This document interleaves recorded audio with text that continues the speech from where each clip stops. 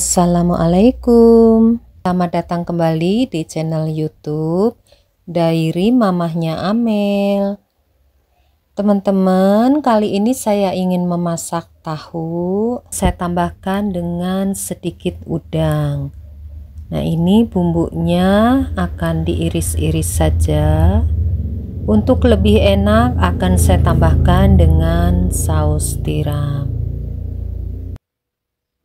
Untuk bumbunya sangat simpel, ini saya iris-iris semuanya, bawang merah, bawang putih, cabai, dan bawang daun. Ini tahunya sudah saya potong-potong, dan untuk udang juga sudah dicuci bersih ya.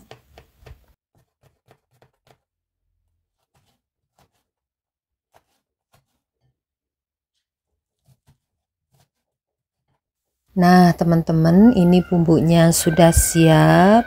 Sekarang kita mulai untuk memasaknya.